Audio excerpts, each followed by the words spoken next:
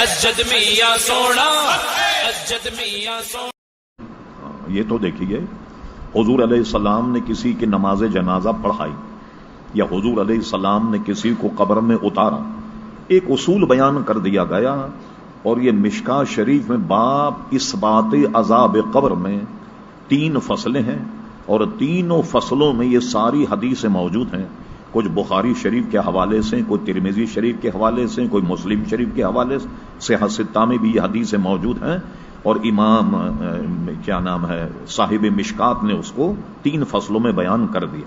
اس سب کی تلخیص یہ ہے کہ جب آدمی قبر میں رکھا جائے اس سے 3 سوال ہوتے، من ربوں کا، کوئی مسلمان ہو جس کے ذہن میں دین، شریعت، قرآن پڑھتا ہو، نماز پڑھتا ہو، تو سب جانتے ہیں کہ وہ کیا کہے گا، من ربوں کا، تیرا رب کون ہے؟ وہ کہے ربی اللہ، میرا رب اللہ تبارک و تعالی۔ پھر پوچھا جائے گا ماں دینوں کا، بتا تیرا دین کیا ہے؟ وہ جواب دے گا دین الاسلام، میرا دین اسلام ہے۔ اب تیسرا سوال یہ ہوگا کہ ماں کنت تقول فی حق حاضر رجل، یعنی حضور علیہ الصلوۃ والسلام کو دکھایا جائے گا،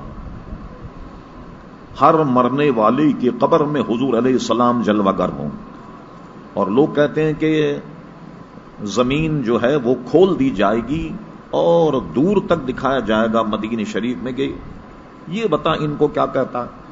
نہیں، بلکہ فرمایا ما کنت تقول فی حق حاضر رجل، یہ جو سامنے تیرے آدمی کھڑا ہے تو اسے جانتا ہے؟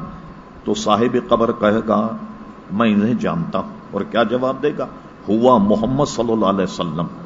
اب اس میں مختلف من حبیبوں کا، ایک روایت میں یہ بھی کہ تو کس کو اللہ کا حبیب مانتا تھا، یہ روایت بھی ہے، اور مختلف مشائخ کے مختلف جوابات ہیں۔ یہ تو پوری ایک لمبی تقریر کہ جو امت کے مشاہدات ہیں، مکاشفات ہیں، اس میں بے شمار ایسی چیزیں، صرف آپ کی دلچسپی کے لیے ہمارے یہاں ایک بہت بڑا عنوان ہے کہ کسی بزرگ کا انتقال ہو جائے تو کئی بزرگ ایسے ہیں جنہوں نے خواب میں آن کر بتایا، ان سے پوچھا کیا معاملہ ہوا، انہوں نے قبر کی تفصیل بتائی۔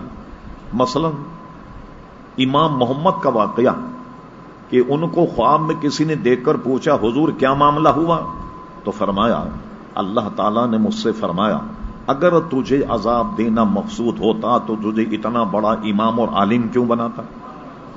مختلف گویا ایسے سوالات۔ ایک بہت بڑے علامہ محدث گزرے جو شاعر بھی تھے، ان کو کسی نے خواب میں دیکھا، پوچھا آپ نے کیا جواب دیا؟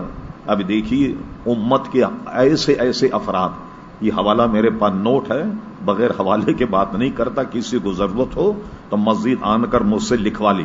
اس عالم دین نے کہا یہ بتاؤ کہ جواب نثر میں دوں یا نظم میں دوں؟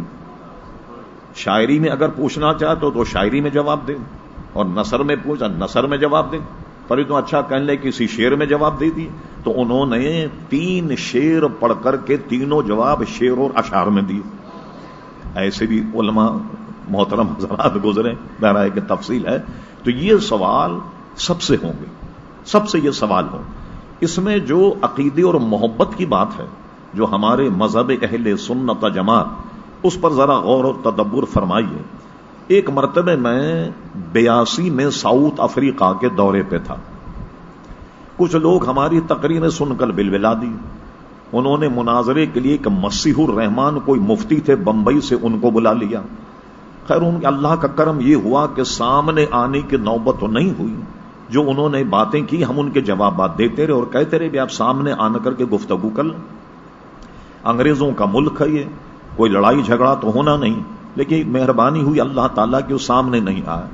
ہم نے ان سے ایک سوال کیا جو بک بک کر رہے تھے حضور علیہ السلام کے متعلق کہ جی وہ تو مر کر مٹی میں مل گئے، یہ ہو گیا وہ ہو گیا، معاذ اللہ ثم معاذ اللہ۔ ہم اہل سنت کا عقیدہ یہ ہے حضور حیات النبی۔ ہم نے ان سے کہا کہ یہ حدیث شریف مشکات میں ہے، اور وہ یہ ہے کہ تیسرا سوال میت سے یہ ہوگا ما کنت تقول فی حق حاضر رجل، حضور علیہ السلام کے متعلق دکھا کر پوچھا جائے گا انہیں کیا کہتا ہے۔ ہم نے ان سے سوال یہ کیا کہ بعض حضرات جن کا انتقال نبی کریم علیہ السلام کی زندگی میں ہو گیا تھا. تو یہ ذرا بتائیے، آپ کو زام اپنے علم فضل و مفتی ہونے پر، تو آپ یہ بتائیے کہ جب حضور اس زمین پہ موجود تھے ان سے تیسرا سوال کیا ہوا؟ 3 مہینے ہم نے وہاں قیام کیا مگر ان سے جواب نہیں بن پڑا. کیوں جواب نہیں بن پڑا؟ وہ یہ کہنے سے رہے کہ حضور اگرچہ زمین پر تھے مگر قبر والوں کو جلوہ دکھا رہے تھے. زمین پہ ہونے کے باوجود حضور علیہ السلام کو قبر میں دکھایا جا رہا تھا یا نہیں؟ تو پھر دوسرا انہیں یہ اعتراف کرنا پڑتا کہ جب حضور زمین پر ہیں تو قبر والوں کو جلوہ دکھا رہے ہیں، تو زمین میں رہ کر دنیا والوں کو بھی جلوہ دکھا سکتے، یہ بھی ماننا پڑے گا یا نہیں؟ تو اب یہ سوال پچھلی امتوں میں کہیں سے ثابت نہیں. امام جلال الدین سیوطی رحمت اللہ علیہ کے 2 بڑی ضخیم کتابیں ہیں، شرح الصدور بے شرح حال الموت والقبور، اس میں بھی انہوں نے بڑی تحقیق جستجو کی لیکن اس میں بھی اس کا کہیں ذکر نہیں کیا. تو جس کا ذکر نہیں ہے ہمیں چھوڑ دینا چاہیے.